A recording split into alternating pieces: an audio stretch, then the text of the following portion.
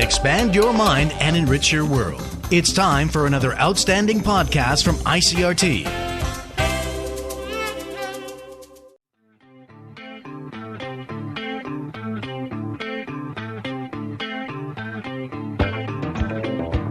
Hello and welcome to another podcast edition of Taiwan Talk. I'm Keith Manconi. There's no shortage of love for the sport of baseball in Taiwan, and likewise, there's quite a bit of playing talent as well. So it's no surprise that Major League Baseball is keeping a close eye on the up-and-coming players here, with scouts from about a dozen different teams spending their days watching amateur games, hoping to find the next baseball great right here in Taiwan. So to learn a little bit more about what it's like to be an MLB scout in Taiwan and what Taiwan's players have to offer, I spoke with Adam Hislop. He's an international scout for the Oakland A's covering Taiwan, Japan, and Korea. Here's our conversation. Adam Hislop, thanks so much for joining us today. Good to be here. Thank you. So I want to really start at when you first came to Taiwan to do this job. You kind of just came here with the idea that this is something that baseball teams were going to need. They were going to need a scout out here. So can you tell me a little bit about that decision that you made and why you thought this was going to be something teams would need? Yeah, I was working as an engineer in the States, and my wife is Taiwanese, and I had a little bit of history in Taiwan. I'd been here before, and I spoke the language. And I just love baseball. I love baseball in Taiwan, and I knew the market was kind of moving in that direction where teams would need help here. So I wanted to do it. I wanted to try it, and thankfully it worked out. I got a part-time job with Kansas City Royals, and then eventually with the Oakland A's, whom I work for right now. So. And help me understand that a little bit. As somebody who's not, in the industry of baseball, why was it more important at that time for these teams to have a better idea of what was happening in this area of the world? It wasn't so much that it was more important. It was just the development of the game in general. In about 1999, the first Taiwanese player was signed by a major league organization. His name was Chen Jinfeng, and there was actually one lesser-known signed before in 1974, but that was kind of not as much as a high-profile thing. But in 1999, that's kind of when the wave began, and Chen Jinfeng eventually made it to the major leagues. He didn't stick very long, but he was a success. He was a very good player, and after that was just player after player from Korea, Taiwan, and of course there have been several from Japan. But it just so happened that there were more and more players available to come out. So people just began to recognize that this could be a good source of players for the major leagues. Yes, exactly. It just seems a little bit striking to me that it took until the late 90s, early 2000s for professional baseball to look at Asia. Because it's not like this is just when they started playing baseball. Taiwan has been winning Little League since like the 70s. So why is this something that's taken so long for Major League Baseball to look at? I would have to go back. Just the way I understand it, the history of baseball in Taiwan is really interesting, and so it started in the late 1800s. The Japanese introduced the game here, and it was very much a Japanese game, and in that sense, it revolved more around the high school game. Even today in Japan, although their professional league is huge, for a long time, baseball was about high school baseball, and they would have a national tournament, which is still goes on now, called Koshien, and that's kind of the way baseball was developed here. It was an amateur thing, and the idea of professional baseball is really kind of a relatively new thing. I think the professional leagues in Korea and Taiwan started in the 80s and maybe a little bit into the 90s, and they're still the one in Taiwan is still kind of sputtering. So. Professional baseball it's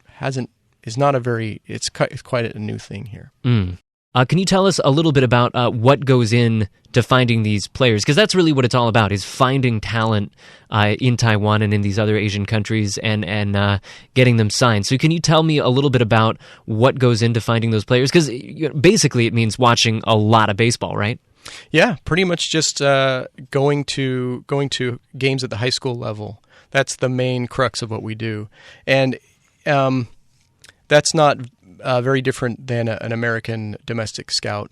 His work, but ours is a little bit different in that the talent is usually focused on a smaller amount of teams. The way that amateur baseball is structured in Taiwan, it just works out that a lot of the good players are funneled into a small amount of teams, and so we're kind of following the same teams everywhere we go, and that's just how it works out. And it ends up probably being a little bit easier than scouting in the States, but we do kind of have to comb through those teams and find the guys. Whereas in the States, you might have a lot of referrals or media. You might pick up on talent from the media and things like that. Right, and I guess the main difference is in the U.S., there's kind of a system, like a draft system, that kind of sorts these guys out in advance for you. Here, you don't really have that. You're just kind of doing all the sorting by yourself. Is that right?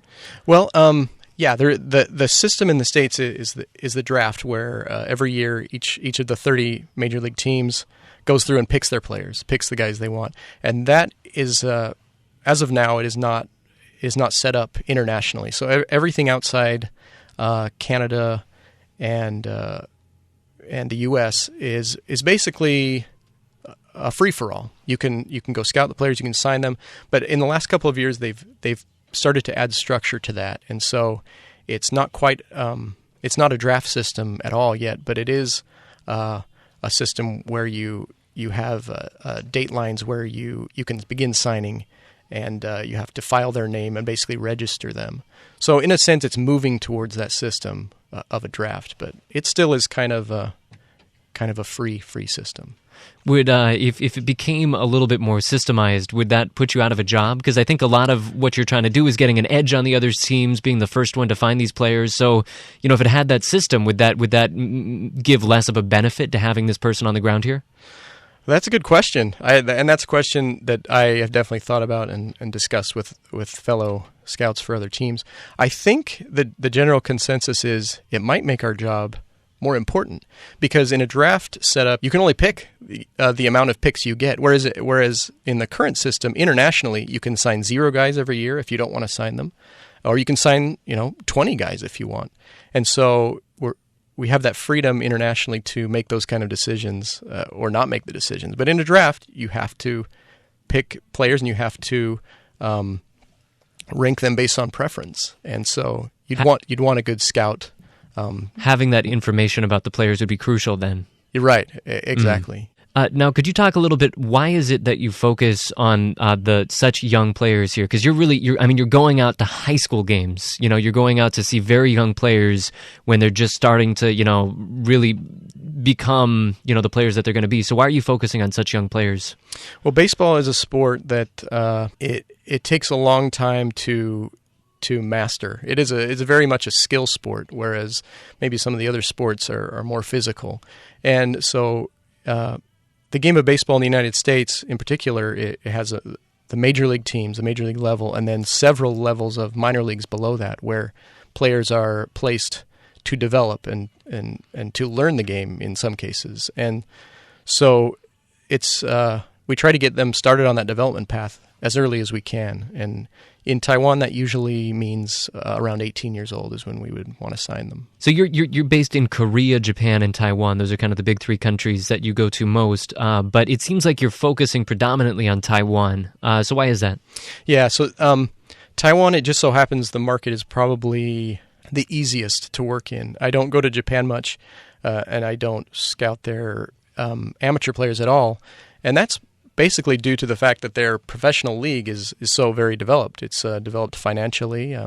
It's the main professional league in their country, and so it's harder to draw those kids away. And we don't really do that anyway. There's kind of a gentleman's agreement between Major League Baseball and Japan right now that will probably eventually be broken. But we are not really trying to take their high school players away. We kind of let them go into their own leagues, and most of them probably want to do that. Mm-hmm. Whereas in Taiwan, it would make a lot more sense for a player to go to the States first, financially, and maybe even the other factors. Professionally. Yeah.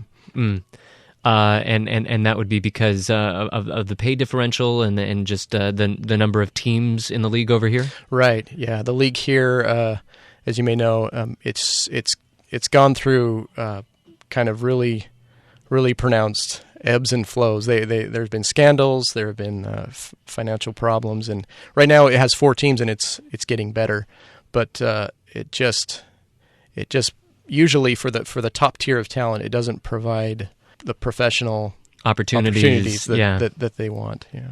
So you were saying earlier that your job isn't too much different from what the work that a scout would be doing in the U.S. But I think that the system that players come up through in Taiwan is a little bit different, and I was wondering if you could talk a little bit about that, because I'm sure that affects your work. So my understanding is that the players, start earlier here, and they're worked like real players from a pretty early age. Would you say that that's the biggest difference between the U.S. and Taiwan? Yeah, at the younger end of the youth level, most definitely. The culture here just hasn't been able to sort of endorse a play baseball for fun type of spirit, and that has to do with a lot of factors. But it ends up that there is basically no little league as it exists in the United States, where you might have a few dads coaching the kids, and they have a few games a year, and then they go on to play a different sport at the other times of year.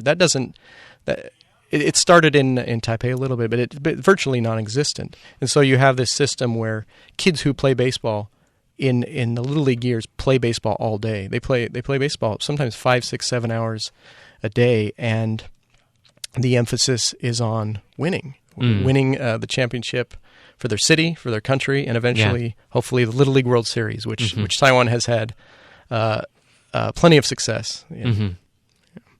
And so how does that affect your job? How does that affect what you're looking for from these players, or the kind of performances that you're seeing? Well, it definitely places the emphasis on team for the players, whether it's Little League or high school or any other. It's more of a team.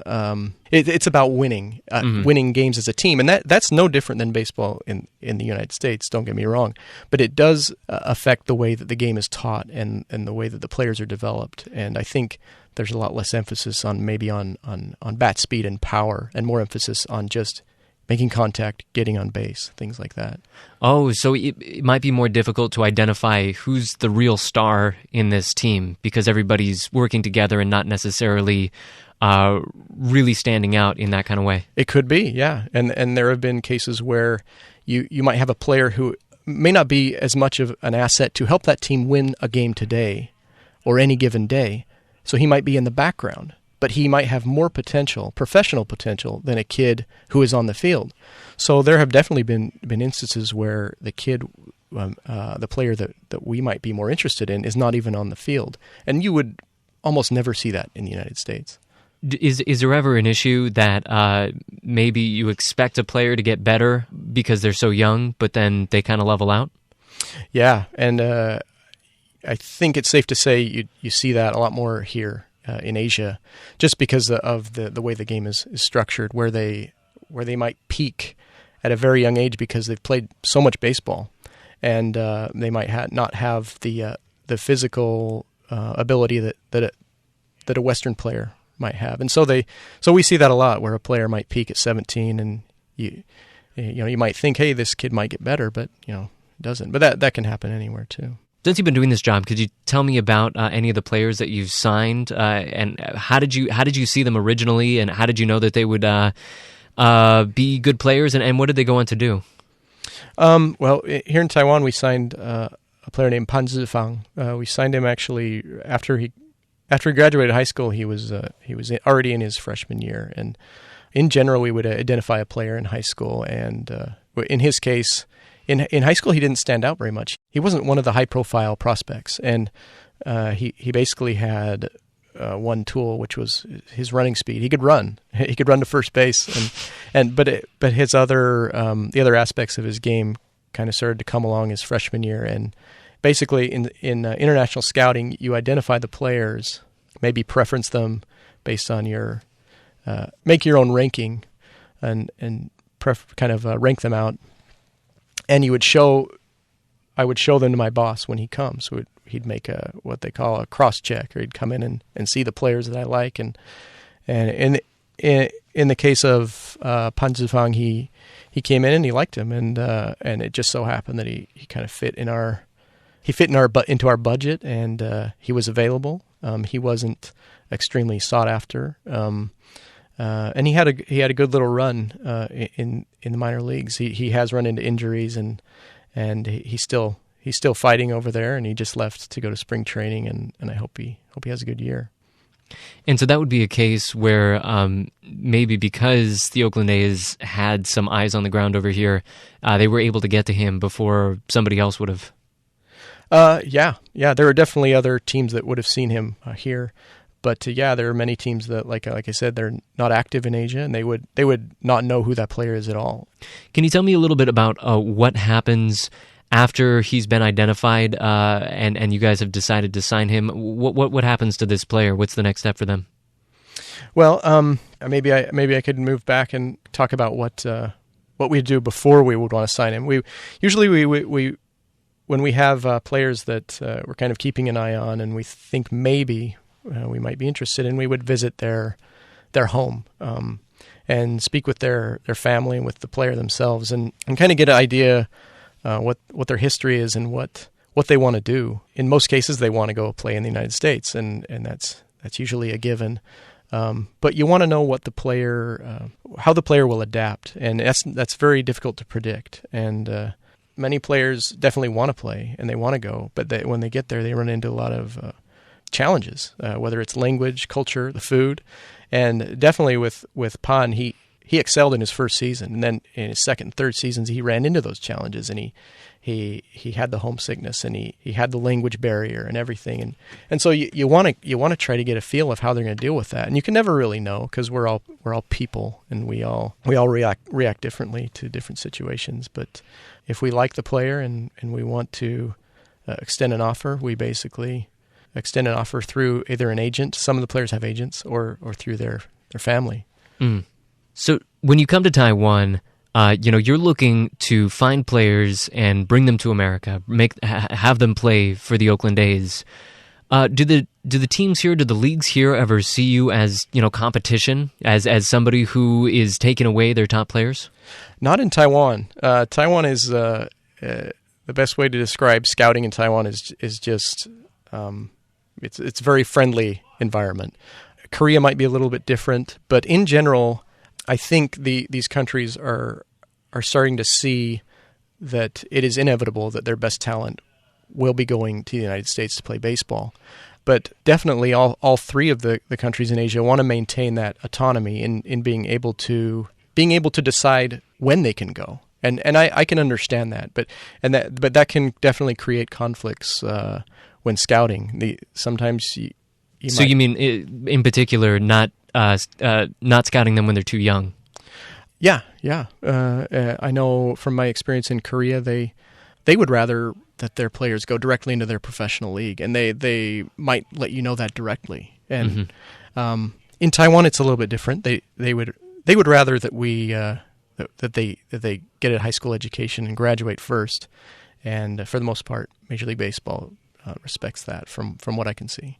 So eventually a lot of these players do end up coming back to Taiwan after they've played in either professional or minor league teams in the U.S. What do you think that does to the way the game is played here? I think there's a definite change. Some of the concepts and training methods and ideas in the States are different than what is normal here. And some of those players that go to the United States, whether they make it to the major leagues or not, they bring back a lot of those ideas, and you can see that kind of changing the game here for sure. Can you think of one in particular? The most apparent one, I think, is with strength and conditioning. The professional teams all have strength and conditioning coaches, and you see more weight room activity in high school teams and college teams now. I think there's been definitely been a change during the time that I've been here. So maybe players that would come back would focus more on strength and power? Yeah, and maybe even focus less on, for pitchers, for example, they might focus less on practicing and throwing too much.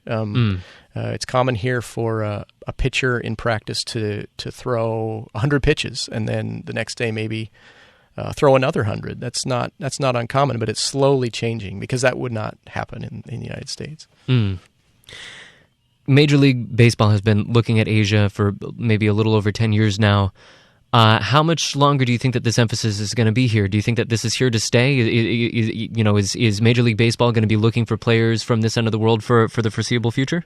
Oh, for sure. Yeah, there's the game in Taiwan is growing. The game in Korea, it's definitely growing. Their attendance figures have gone up consistently, and in Japan, it's really just a huge sport in Japan. It's their main sport. So the players, I don't see any slowdown in scouting Asia. Sometimes there are up years and down years in terms of talent and how many signable players come out each year. But as long as Tung Wei-in is on TV every fifth night in Taiwan, there are going to be players playing baseball. We've been speaking to international scout for the Oakland A's, Adam Hislop. Adam, thanks so much for joining us today. Thank you, Keith. That's it for the show today. As always, we'd love to hear what you thought of the program. You can leave us a comment on our Facebook page or rate and review Taiwan Talk on iTunes. Also, a quick reminder to our listeners that if you're looking for an easy, engaging way to catch up on Taiwan news, then you're going to want to tune in every Friday night at 8:30 p.m. for Taiwan This Week, ICRT's new weekly roundup of the major stories from around the island, hosted by myself and ICRT's Gavin Phipps. You can also find that online at the ICRT website and on iTunes. All right, advertisement over. Thanks for listening to Taiwan Talk. For ICRT, I'm Keith Manconi.